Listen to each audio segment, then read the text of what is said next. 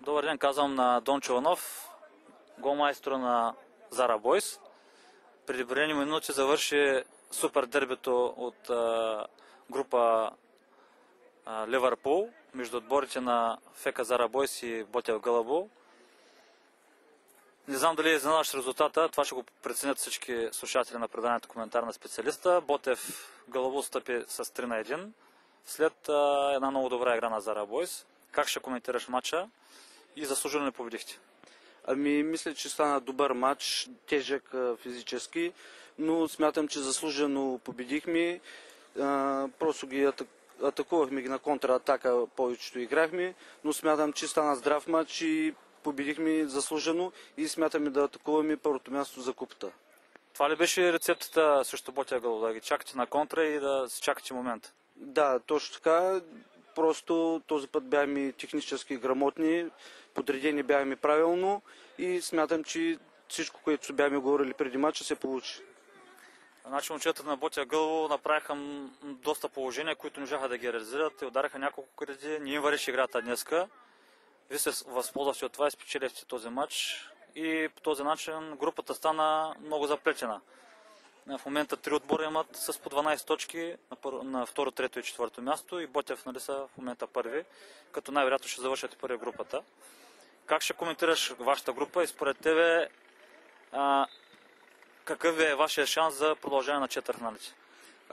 По принцип, то така или иначе можеше много мачове до края на кръга там за купата, но смятам, че няма да допуснем повече грешки и смятаме да атакуваме първото място и да мачкаме. Първото място в групата със сигурност няма как да го вземете, понеже Ботев Гълъбово другата седмица вземат мача с Ужем от ЮВ, така че борбата ще е за второ и трето място във вашата група. Но имате голям и реален шанс за класиране на четвъртфиналите. Как ще квалифицираш вашата група спрямо другите две групи?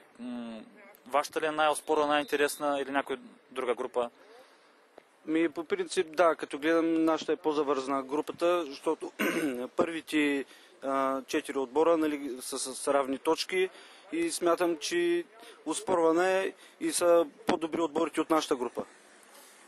Как ще коментираш израстването на вашия отбор? Аз се спомням, че вашия отбор за първи път точно преди една година стартира в изданията, които Българска асоциация мини футбол организира като турнири. Как ще коментираш първото ви участие в турнира за купата и сега второто? Виждаш ли корена разлика не само във вас, но и като ниво на турнира? Тази година турнира по-силен ли е спрямо миналогодишния? Да, тази година е по-силен, защото нали, с течение на времето отборите са едни и същи и футболистите са едни и същи, играят и се сработват и мисля, че всяка изминала година става все по-добре, защото се сработваме и правим повече мачове. Да те питам, кой ти е основният фаворит за спечелване на турнира, макар че има доста мачове, но все пак груповата фаза приключва вече, остава още един кръг, другата седмица. И какви са амбициите в турнира, ако евентуално продължите на четвъртфинал? Надяваме се само победа напред, няма да гледаме назаре. С всеки изминал матч ставаме все по-добри и по-нахъсани, смятаме да нямаме повече загуби. Не ми отговори на въпроса основните ти фаворит за спечелване на купата. Зара Бойс. И нещо да пожелаеш накрая към всички наши слушатели? Слушателите да бъдат живи и здрави и да харесват футбола. Благодаря ти за участието. И аз.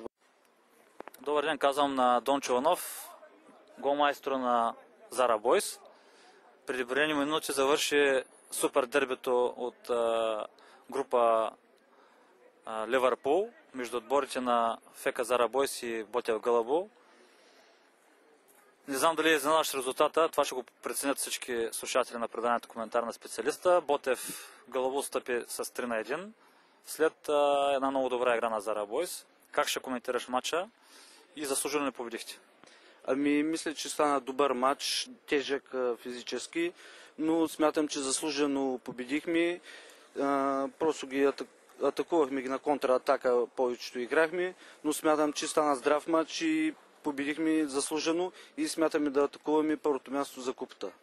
Това ли беше рецептата срещу Ботев Гълъбово? Да ги чакате на контра и да си чакате момент? Да, точно така. Просто този път бяхме технически грамотни, подредени бяхме правилно и смятам, че всичко, което бяхме говорили преди матча, се получи. Значи момчетата на Ботя Гълъбово направиха доста положения, които не можаха да ги реализират. Те удариха няколко кредити, не им върши играта днеска.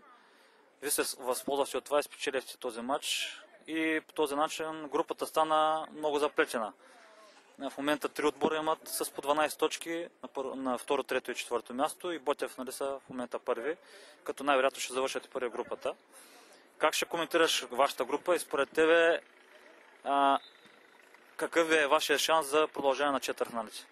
Ами, по принцип, то така или иначе можеше много мачове до края на кръга там за купата, но смятам, че няма да допуснем повече грешки и смятам и да атакуваме първото място и да мачкаме.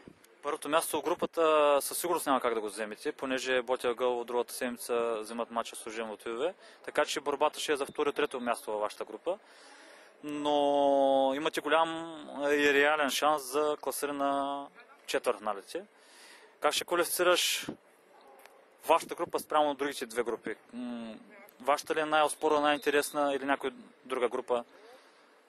По принцип, да, като гледам, нашата е по-завързана групата, защото първите 4 отбора, нали, са с равни точки и смятам, че оспорвана е и са по-добри отборите от нашата група. Как ще коментираш израстването на вашия отбор? Аз се спомням, че вашия отбор за първи път точно преди една година стартира в изданията, които Българска асоциация мини футбол организира като турнири. Как ще коментираш първото ви участие в турнира за купата и сега второто? Виждаш ли корена разлика не само във вас, но и като ниво на турнира? Тази година турнира по-силен ли е спрямо миналогодишния? Да, тази година е по-силен, защото нали, с течение на времето отборите са едни и същи и футболистите са едни и същи, играят и се сработват и мисля, че всяка изминала година става все по-добре, защото се сработваме и правим повече мачове. Да те питам, кой ти е основният фаворит за спечелване на турнира, макар че има доста мачове, но все пак груповата фаза приключва вече, остава още един кръг, другата седмица. И какви са амбициите в турнира, ако евентуално продължите на четвъртфинал? Надяваме се само победа напред, няма да гледаме назаре. С всеки изминал матч ставаме все по-добри и по-нахъсани, смятаме да нямаме повече загуби. Не ми отговори на въпроса основният ти фаворит за спечелване на купата. Зара Бойс. И нещо да пожелаеш накрая към всички наши слушатели? Слушателите да бъдат живи и здрави и да харесват футбола. Благодаря ти за участието. И аз. Добър ден, казвам на Дончо Иванов, голмайстор на Зара Бойс. Преди броени минути завърши супер дербито от група Ливърпул между отборите на ФК Зара Бойс и Ботя Гълъбово.